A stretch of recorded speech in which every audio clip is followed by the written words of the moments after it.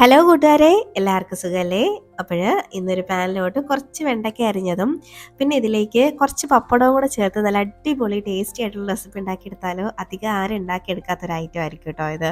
അപ്പോൾ ഇതെങ്ങനെ ഉണ്ടാക്കുന്നതെന്ന് കണ്ടു നോക്കാം. അതിന് മുന്നേ ചാനൽ ഇതുവരെ സബ്സ്ക്രൈബ് ചെയ്ത് ആരെങ്കിലും കാണുന്നുണ്ടെങ്കിൽ പ്ലീസ് ഒന്ന് സബ്സ്ക്രൈബ് ചെയ്ത് സപ്പോർട്ടോടെ ചെയ്തേക്കണേ. അപ്പോൾ ഇത് ഉണ്ടാക്കിയെടുക്കാൻ വേണ്ടിയിട്ട് ഞാനൊരു പാൻ ഒന്നെടുത്ത് അടുപ്പത്തേക്ക് വെച്ചിട്ടുണ്ട്.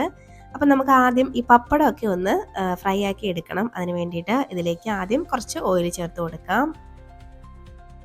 അപ്പോൾ കുറച്ചധികം ഓയിൽ ചേർക്കുന്നുണ്ട്. പപ്പടമൊക്കെ നമുക്ക് ഫ്രൈ ചെയ്തെടുക്കാനുള്ളത് കൊണ്ട് പിന്നെ ഈ ഒരു ഓയിൽ മാത്രം മതിയാവും ഈ കറി ഫുൾ ഉണ്ടാക്കിയെടുക്കാൻ വേണ്ടിയിട്ട് കേട്ടോ. അപ്പോൾ ഇനി ഇതിലേക്ക് നമുക്ക് ഈ എണ്ണ ഒന്ന് ചൂടായി വരുമ്പോഴേക്കും പപ്പടം ഇട്ട് കൊടുത്ത് നമുക്കൊന്ന് പൊള്ളിച്ചെടുക്കാം. അപ്പോൾ ടോട്ടൽ ഈ ഒരു കറിയിലേക്ക് 4 പപ്പടമാണ് കേട്ടോ ഞാൻ എടുക്കുന്നത്. അപ്പം കത്തി വെച്ചിട്ടൊക്കെ എന്താണ് പപ്പടം പൊള്ളിക്കുന്നതായിരിക്കുമല്ലോ ചിന്തിക്കുന്നത്. ആ ഒരു നീളത്തിലുള്ള കോലുണ്ടല്ലോ പപ്പടം പൊള്ളിക്കുന്ന ആ സംഭവം എൻ്റെ കയ്യിൽ ഇല്ല കേട്ടോ. അപ്പോൾ ഞാൻ ഇത് വെച്ചിട്ടൊക്കെയാണ് പപ്പടം ഒന്ന് പൊള്ളിച്ചെടുക്കാറ്. ഒരു 4 പപ്പടം ഞാനൊന്ന് എടുക്കുന്നുണ്ട്.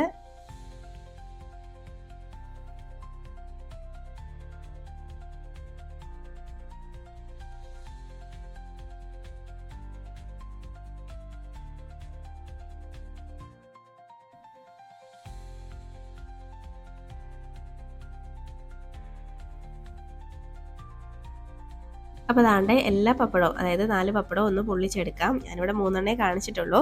അപ്പോൾ നിങ്ങളങ്ങ് പൊള്ളിച്ചെടുത്താൽ മതി. ഇനി അതേ എണ്ണയിലോട്ട് തന്നെ കുറച്ച് വെളുത്തുള്ളി ചേർത്ത് കൊടുക്കുന്നുണ്ട്. വെളുത്തുള്ളിയിൽ ഇത്തിരി വെള്ളത്തിൻ്റെ അംശം ഉള്ളതുകൊണ്ടാണ് കേട്ടോ ആ ഒരു പുകമയമൊക്കെ വന്നത്. അപ്പോൾ ഒരു 6-7 വെളുത്തുള്ളി അതിൽ ചേർത്തിട്ടുണ്ട്. അതാണ്ട് ഇങ്ങനെ ഗോൾഡൻ ബ്രൗൺ ആവുന്ന അതുവരെയും ഒന്ന് ഫ്രൈ ആക്കി എടുക്കാം. ജസ്റ്റ് ഒന്ന് വഴറ്റി കൊടുത്താൽ മതി. അപ്പോൾ അതാണ്ടൊന്ന് ആയിട്ടുണ്ട് കണ്ടോ. ഈ ഒരു പരുവം വരെ ഒന്ന് വഴറ്റിയെടുത്ത് ഒന്ന് വേവിച്ചെടുത്താൽ മതി. അത് മാറ്റി വെക്കുന്നുണ്ട്. ഇനി അതേ എണ്ണയിലോട്ട് തന്നെ കുറച്ച് വറ്റൽമുളക് ഒരു 4-5 എടുക്കുന്നുണ്ട്. അത് ചേർത്ത് കൊടുക്കാം. അപ്പോൾ നിങ്ങളുടെ ആ ഒരു എരിവിനനുസരിച്ച് വറ്റൽമുളകിൻ്റെ എണ്ണമൊക്കെ കൂട്ടുകയോ കുറയ്ക്കുകയൊക്കെ ചെയ്യാം. അപ്പോൾ ഇത് കറക്റ്റായിട്ടുള്ളൊരു എരിവാണ് കേട്ടോ. ഒരു 5 ഞാൻ എടുത്തിട്ടുണ്ട്. അപ്പോൾ അതൊന്ന് വഴറ്റി നമുക്ക് അതിൻ്റെ ആ ഒരു ഒക്കെ ഒന്ന് ഫ്രൈ ആയിട്ട് കിട്ടണം. അപ്പോൾ അതുവരെയും ഒന്ന് വഴറ്റി കൊടുക്കാം. ഇപ്പോൾ അതാണ് നമ്മുടെ ആ ഒരു വറ്റൽമുളക് ഒന്ന് ഫ്രൈ ആയിട്ടുണ്ട്. അപ്പം ഈ ഒരു പരുവാകുമ്പോഴേക്കും ഇതും ഈ പാത്രത്തിൽ നിന്ന് എടുത്ത് അങ്ങോട്ട് മാറ്റാം. മറ്റൊരു പാത്രത്തിലോട്ടൊന്ന് മാറ്റി വെച്ചാൽ മതി. ഇനി ഇതിലേക്ക് ഞാൻ ചേർക്കുന്ന ഒരു തക്കാളിയാണ് കേട്ടോ. അപ്പോൾ തക്കാളി ഇതുപോലെ 2ആയിട്ട് കട്ട് ചെയ്ത് ഇതിലേക്ക് ഡയറക്റ്റ് അങ്ങ് ഇട്ട് കൊടുക്കുകയാണ്. ഇനി ഈ തക്കാളി ഇങ്ങനെ തിരിച്ചും മറിച്ചും ഒക്കെ ഇട്ട് നമുക്ക് തക്കാളിയും ഒന്നങ്ങ് വേവിച്ച് ഒന്ന് ഫ്രൈ ആക്കി എടുക്കാം. എത്ര അങ്ങോട്ട് പിടിച്ചിട്ട് ഇതങ്ങോട്ട് തിരിഞ്ഞ് കിട്ടുന്നില്ല. അങ്ങനെ വിടാൻ ഉദ്ദേശിക്കാൻ പാടില്ലല്ലോ, നമുക്ക് തിരിച്ചിട്ടല്ലേ പറ്റൂ. അപ്പോൾ അതാണ്ട് ഒന്ന് ഫ്രൈ ആയി കിട്ടിയിട്ടുണ്ട്. അപ്പോൾ അതാണ്ട് ഇതും ഈ പാനിൽ നിന്ന് അങ്ങോട്ട് എടുത്ത് മാറ്റാം. അപ്പോൾ ഇതുപോലെ ഒന്ന് വെന്ത് കിട്ടുമ്പോഴേക്കും നമുക്ക് ഈ തക്കാളിയും ഒന്ന് എടുത്ത് മാറ്റണം. ഞാനൊന്ന് എടുത്ത് മാറ്റി വെക്കുന്നുണ്ട്. ഇനി വീണ്ടും അതേ ഓയിലോട്ട് തന്നെ എക്സ്ട്രാ ഒരുപാട് ഓയിലുണ്ടെങ്കിൽ കുറച്ചെടുത്ത് അങ്ങ് മാറ്റാം കേട്ടോ. ഇതിപ്പോൾ പാകത്തിന് ഉള്ളതുകൊണ്ട് ഞാൻ അതിലേക്ക് തന്നെ വെണ്ടയ്ക്ക അരിഞ്ഞത് ചേർത്ത് കൊടുക്കുകയാണ്. അപ്പോൾ ഞാനിവിടെ ഒരു 10-12ഓളം വെണ്ടയ്ക്ക എടുത്ത് ഇതുപോലെ ഒന്ന് ചെറുതായിട്ട് അരിഞ്ഞെടുത്തേക്കാണ് കേട്ടോ. അപ്പം നമുക്കത് അങ്ങോട്ട് നന്നായിട്ടൊന്ന് വഴറ്റി കൊടുക്കാം. ഈ വെണ്ടയ്ക്കയിലുള്ള ഈ ഒരു വഴുവഴുപ്പൊക്കെ ഒന്ന് മാറി നല്ലപോലെ വെണ്ടയ്ക്ക വെന്ത് കിട്ടണം കേട്ടോ. അപ്പോൾ നന്നായിട്ട് ഒന്ന് ഇതുപോലെ ഒന്ന് വഴറ്റി കൊടുക്കാം.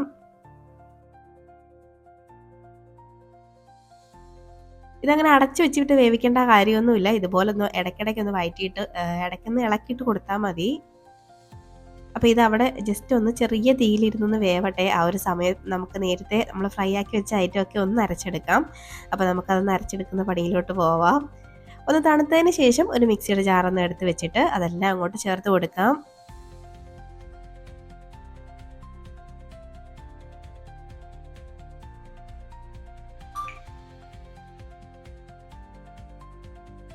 ഇനി ഇതിലേക്ക് വെള്ളം ഒന്നും ചേർക്കരുത്. ഇങ്ങനെ തന്നെ നല്ല പോലെ ഒന്ന് അരച്ചെടുത്ത് കൊണ്ടുവരാം.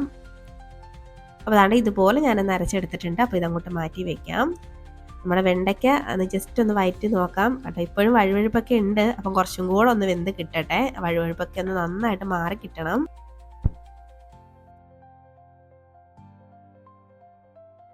ഇപ്പോൾ ദാണ്ട് നമ്മുടെ വെണ്ടയ്ക്കയൊക്കെ ഏകദേശം സെറ്റായിട്ട് വരുന്നുണ്ട് കണ്ടോ. വെണ്ടയ്ക്കയുടെ വഴുവഴുപ്പൊക്കെ ഒന്ന് മാറിയിട്ടുണ്ട്.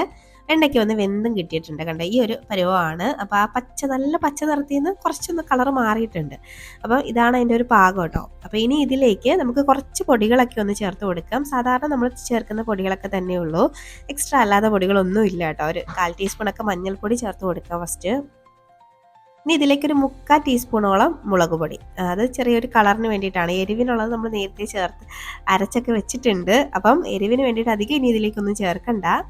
അപ്പം ഇനി ഇതിലേക്ക് ആവശ്യത്തിനുള്ള ഉപ്പ് അതും കൂടെ ചേർത്ത് കൊടുത്തിട്ടുണ്ട്. ഇനി നമുക്കിതെല്ലാം കൂടെ ഒന്നങ്ങ് വഴറ്റിയെടുക്കാം.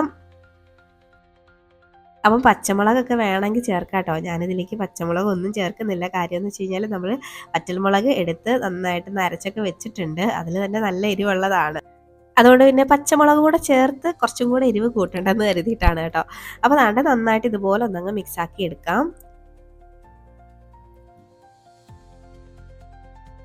ഇപ്പോൾ അതാണ്ട് ഞാനിതെല്ലാം ഒന്ന് മിക്സാക്കി എടുത്തിട്ടുണ്ട്. ഇനി ഇതിലേക്ക് നമ്മൾ അരച്ച് വെച്ചേക്കുന്ന ഒരു പേസ്റ്റ് ഉണ്ടല്ലോ, അതങ്ങോട്ട് ചേർത്ത് കൊടുക്കാം. ശരിക്കും പറഞ്ഞാൽ ഈ വെണ്ടയ്ക്കയും പപ്പടവും ചിലർ വിചാരിക്കുന്നത് എന്താണ് ഐറ്റം എന്ന് പറയാൻ, ശരിക്കും പറയാൻ നല്ല ടേസ്റ്റ് ആണ് കേട്ടോ. ഇത് രണ്ടും കൂടി ഇങ്ങനെ കഴിക്കുമ്പോഴേക്കും ആ ഒരു വെണ്ടയ്ക്കയുടെ ലെവലേ. അതാണ് ഞാൻ അതെല്ലാം ഒന്ന് ചേർത്ത് കൊടുത്തിട്ടുണ്ട്. വീണ്ടും എല്ലാം കൂടെ അങ്ങ് യോജിപ്പിച്ചെടുക്കാം.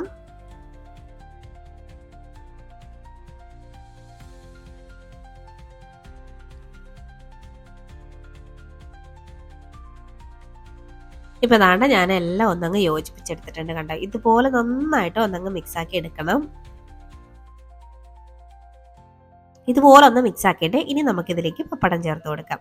ഞാൻ 4 പപ്പടമാണ് എടുത്തേക്കുന്നത്. അത് ഇതുപോലെ കൈ വെച്ച് പൊടിച്ച് അങ്ങോട്ട് ചേർത്ത് കൊടുത്താൽ മതി. അപ്പം ഞാൻ എടുത്തേക്കുന്ന വെണ്ടയ്ക്കയുടെ കണക്കനുസരിച്ചാട്ടോ ഞാൻ പപ്പടം എടുത്തേക്കുന്നത്. അപ്പം ഒരുപാട് ഉണ്ടാക്കുന്നെങ്കിൽ കുറച്ചും കൂടെ പപ്പടം എടുത്തോളൂ കേട്ടോ. അപ്പോൾ അതാണ്ട് ഇതുപോലെ ഇനി ഒന്ന് മിക്സ് ആക്കി എടുക്കാം. നന്നായിട്ടൊന്നങ്ങ് മിക്സ് ആക്കി കൊടുത്താൽ മതി.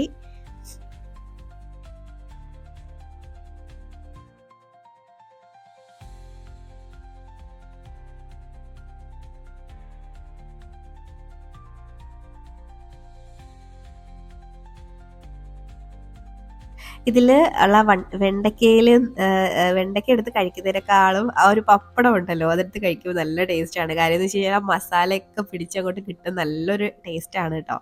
അപ്പോൾ അതാണ്ട് ഇതുപോലെ നന്നായിട്ട് മിക്സാക്കി എടുത്തു കഴിഞ്ഞാൽ നമ്മുടെ പരിപാടി കഴിഞ്ഞു. ഇത്രയേ ഉള്ളൂ. പക്ഷെ നല്ല ടേസ്റ്റാണ് കേട്ടോ. നമ്മൾ എന്തായാലും ഇത് വീണ്ടും വീണ്ടും ഉണ്ടാക്കും. അതുപോലെ ഒരു ടേസ്റ്റാണ് ഇതിന്. കണ്ടോ, ഇവിടെ റെഡി ആയിട്ടുണ്ട്. അപ്പോൾ നമുക്കിനി ഫ്ലെയിം അങ്ങ് ഓഫ് ആക്കാം. ഇത് ചൂട് ചോറിൻ്റെ കൂടെയോ അല്ലെങ്കിൽ ചപ്പാത്തിൻ്റെ കൂടെ ഒക്കെ കഴിക്കാനും നല്ലതാണ് കേട്ടോ. അപ്പോൾ നമ്മൾ ടേസ്റ്റി ആയിട്ടുള്ള നല്ല അടിപൊളി ഒരു വെണ്ടയ്ക്ക പപ്പടം മെഴുക്കുവരട്ടി എന്നൊക്കെ വേണമെങ്കിൽ പറയാം. അങ്ങനെ ഒരു ഡിഷാണ് കേട്ടോ, നല്ല ടേസ്റ്റിയാണ്. അപ്പോൾ എന്തായാലും നിങ്ങൾ ഇതുപോലെ ഒന്ന് ട്രൈ ആക്കി നോക്കിയിട്ട് നിങ്ങളുടെ അഭിപ്രായം എന്നോട് പറയാൻ മറക്കരുത് കേട്ടോ. അതുപോലെ വീഡിയോ ഇഷ്ടമാവുകയാണെങ്കിൽ ലൈക്ക് ചെയ്യാനും മറക്കല്ലേ. അപ്പോൾ നമുക്ക് ഇനിയും ഒരുപാട് റെസിപ്പികളുമായിട്ട് വീണ്ടും വീണ്ടും വീണ്ടും കാണാം. അതുവരേക്കും ബൈ, താങ്ക്സ് ഫോർ വാച്ചിങ്.